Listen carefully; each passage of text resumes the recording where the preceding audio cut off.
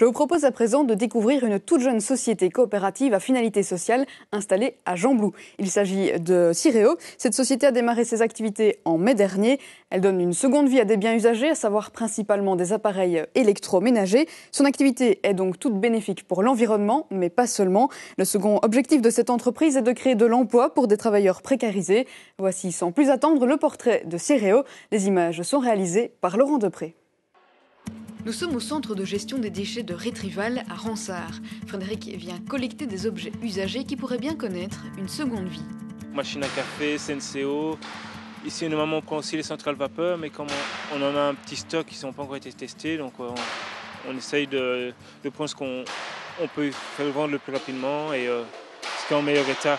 Pour le moment, nous sommes concentrés sur la réutilisation du petit électro. Nous avons choisi ce créneau parce que c'est un créneau très peu exploité en région wallonne.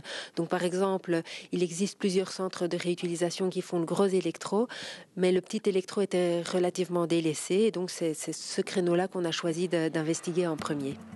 Pas question de ramener à l'atelier tout le petit électroménager qui se trouve ici. Chaque semaine, Frédéric collecte 300 à 400 kilos de biens usagés. Il sélectionne ceux que les réparateurs sont susceptibles de pouvoir remettre à neuf. Est-ce que ça va être réutilisé ? Oui, ça va être réutilisé parce que dans ce modèle-ci, on en a plusieurs à l'atelier. Mais malheureusement, ici, ils coupent les câbles pour pas qu'on le réutilise.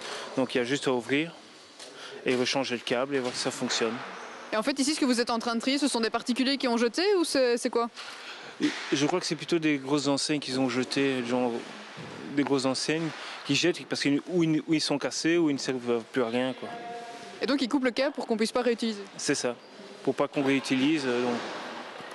Même dans les machines à café, ils vident l'intérieur et ils le démontent complètement pour pas qu'on le réutilise, quoi. Loin de ce modèle d'économie linéaire pratiqué par ces enseignes, Cireo promeut un passage à l'économie circulaire. En fait, l'économie circulaire s'oppose à l'économie linéaire qui est l'extraction des ressources, la production des biens et le déchet, à une économie circulaire où le bien, une fois qu'il est usagé, peut vivre une seconde vie et être réutilisé de façon à vivre une seconde vie et donc avec des impacts positifs sur le plan environnemental. Une fois les bacs remplis et la camionnette chargée, retour à l'atelier. Ici, c'est un peu la caverne d'Ali Baba où l'on trouve parfois des objets insolites. Et donc, par exemple ici, un clavier, le patron est là et puis pouf, le patron n'est plus là, on le retourne et on peut s'amuser. Donc c'est vraiment un petit peu, c'est amusant, ça fait partie du côté amusant du métier. Les objets récoltés dans les centres de collecte ou auprès de particuliers se retrouvent dans les mains des réparateurs. Parmi eux, il y a Nicolas. À la base, il est électricien. Suite à des soucis de santé, je n'ai pas pu retrouver un boulot convenable, adapté à ma situation. Et donc on m'a proposé de venir ici et j'ai accepté directement. Et je dois dire que c'est plutôt agréable de travailler dans ce type de projet. En région wallonne, beaucoup de personnes rencontrent des difficultés pour trouver un emploi par manque de qualification ou d'aptitude au travail. Outre les bénéfices pour l'environnement, la réutilisation de biens usagés permet aussi de créer des emplois pour des travailleurs faiblement qualifiés.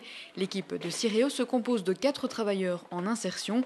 Ils sont encadrés par 2 personnes. L'objectif est qu'ils soient formés chez Cireo pendant 1 an pour pouvoir trouver ensuite un autre emploi. Les ouvriers polyvalents commencent par des tâches vraiment de base pour lesquelles aucune qualification n'est vraiment requise. Il s'agit surtout de tri de petits électros usagés pour extraire le petit électro potentiellement réutilisable. Et alors progressivement, ils sont formés à des tâches de réparation de plus en plus complexes. De par sa formation, Nicolas possède déjà les compétences pour réparer tous ces appareils. Ici, il travaille sur un percolateur. Après avoir remplacé le câble, il va procéder à plusieurs tests et vérifications afin de s'assurer que l'objet pourra être utilisé en toute sécurité.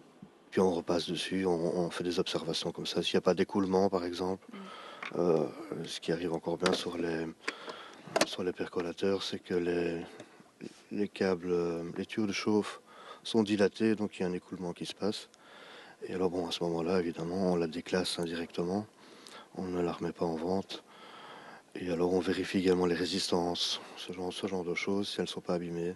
La gestion de Ciréo se veut très participative. Ses fondateurs en ont donc fait une société coopérative. À ce jour, une quarantaine de coopérateurs ont acquis des parts de minimum 100 € dans ce projet. C'est le cas de Luc. J'apprécie vraiment le fait qu'ils s'inscrivent à l'encontre d'un mouvement qui est quand même très, très perceptible pour le moment. Pour gagner sa vie quand on est une entreprise, il faut produire plus. Il faut extraire plus de matières premières. Il faut raccourcir, si possible, la vie des produits. Il faut payer les gens le moins cher possible et il faut jeter le plus vite possible. Quand on imagine une planète qui va vers 6, 7, 8, 9, 10 milliards de personnes, c'est pas tenable. Ciréo va dans l'autre sens. On récupère, on allonge la durée de vie et on constitue comme ça des économies, à mon avis, extrêmement importantes. Luc n'a pas seulement investi de l'argent dans Ciréo. Jeune retraité, il s'y investit également régulièrement comme bénévole. Mais au départ, on a fait tout. On a même monté des étagères. On a essayé de trouver aussi un plan de fonctionnement le plus rationnel possible, où des montants, combien de temps est-ce qu'on consacre, comment aussi est-ce qu'on garde une trace de ce qu'on fait, pour essayer d'optimiser, parce que c'est vrai que nous sommes une coopérative, c'est vrai que nous sommes dans du bénévole, mais si on peut aller un peu plus vite, si on connaît mieux les objets, si on les démonte plus vite, si on les nettoie plus vite, ils sont plus vite sur le marché, et c'est tout bon pour tout le monde. Les travailleurs sont eux aussi invités à participer activement à la gestion de l'entreprise. Après 9 mois d'ancienneté, ils peuvent acquérir une part de coopérateur pour 20 €. Cela leur permet de prendre part aux décisions officielles. Mais coopérateur ou pas, chaque travailleur est en tout cas impliqué pleinement dans le projet. Chaque ouvrier a le droit de mettre son petit mot un peu quand il veut, je veux dire. On est mis au courant de ce qui se passe en dehors de l'aspect technique, je veux dire, de l'atelier. Et donc, on a parfaitement, évidemment, notre mot à dire sur ce qui ne va pas ou ce qui pourrait être amélioré, etc. Donc, pour ce côté-là, c'est très sympathique, oui.